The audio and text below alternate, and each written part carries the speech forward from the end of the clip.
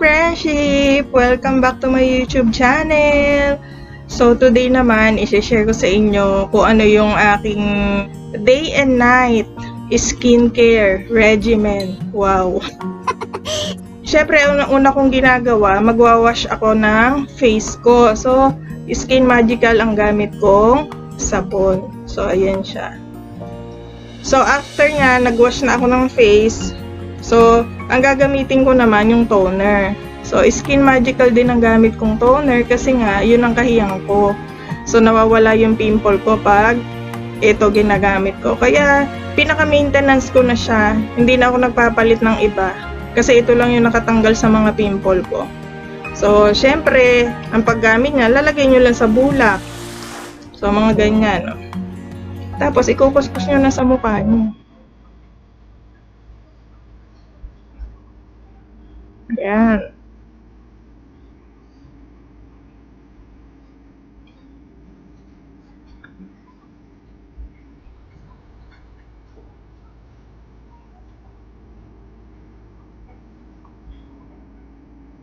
Yan. Siyempre, pati yung leeg.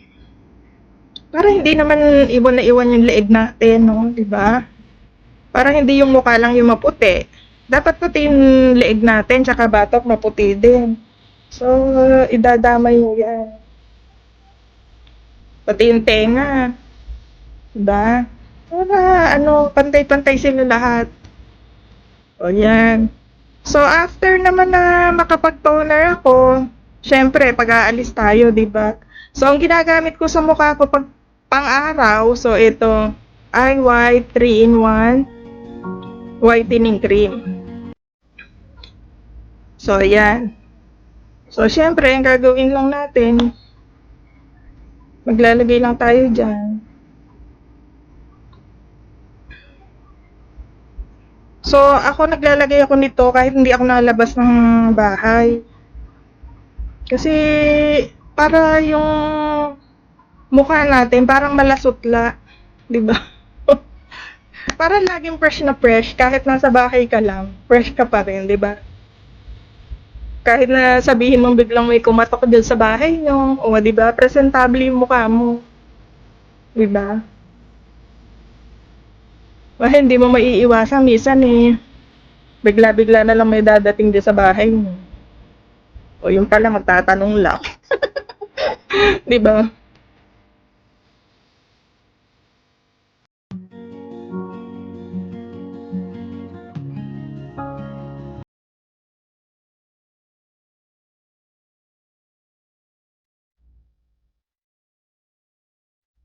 Yan. Pati batok, syempre, kailangan idadamay natin. Huwag natin siyang kakalimutan. Kasi, di ba, minsan, ang itim ng batok. So,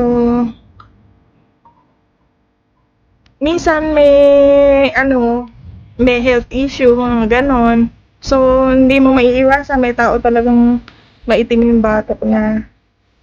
Usually daw, yung sa mga may diabetes, mga ganon. Ewan ko lang kung true. Kasi may kaibigan ako, sabi niya. Kasi pinansin ko yung batok na, hay ko batang itim. Sabi niya, ganyan talaga attendance kasi may diabetes ako, sabi niya. Side effect daw yun, sabi. So after noon, magpa-powder na ako. Johnson Baby Powder, syempre. Walang kamatayan.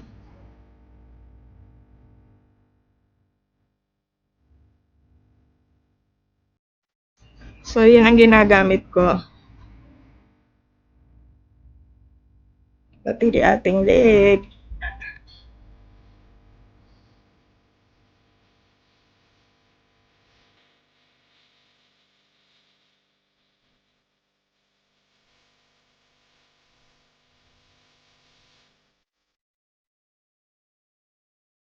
O, yan, di ba? O, di ba, fresh-freshan na tayo. So, yan, pag ganyan, pwede ka nang gumora anytime na gusto mo. O kaya, sa bahay lang naman, di ba? At least, maganda-ganda naman yung itsura mo. At saka pag hindi natin na-applyan ng yung mga maintenance na ginagamit natin sa mukha. Di ba nakaka-pimple tayo agad? Di ba? So, kaya kailangan pag may ginamit kang isang bagay, tuloy-tuloy lang, lalo pat kahiyang mo. Ituloy-tuloy mo lang ang paggamit, huwag mong tigilan. Kasi pag tinigilan mo, andyan na naman, lalabas na naman yung mga pimple, kung ano-anong mark sa mukha. O, di ba? Tapos, panibagong ka na naman, bibili ka na naman nung nakahiyang mo, meron pag tinigilan. Halimbawa, gumagamit ka, no? Tapos bigla mong tinigilan. So, ayan na, naglabasan na yung mga pimple. Pag ginamit mo uli, hindi na siya effective. Na-try ko yan dati eh. May ako, kasi sabi ko, parang ang ganda na nung mukha ko, parang ang kinis na. So, sabi ko, siguro, pwede nang tigilan. Hala, ayan na, nag-pimple na naman, nagsulputan na naman yung mga kaaway natin. So, pag ganon, basta may nakahiyang kayong ginagamit sa mukha, tuloy-tuloy nyo lang. Total, hindi naman ganun kamahal yung natin, di ba? Yung binibili natin. So, katulad nito, binili ko lang to sa Shopee. O, magkano lang bili ko dito? 95. O, matagal mo nang gagamitin. Kasi ka lang ba namang gagamit? Umaga lang at saka gabi. Yung bago matulog, di ba? Ang ginagamit ko naman during night time. So, syempre, eto pa rin, nagsasabon pa rin ako ng mukha. Ito pa rin yung ginagamit kong sabon. So, after magsabon ako, syempre, toner ulit. Okay? So, parang kakambal na natin yan eh. Pagkatapos magsabon, toner. Tapos, after naman mag-toner, sa gabi, ang ginagamit ko ito, yung aloe vera.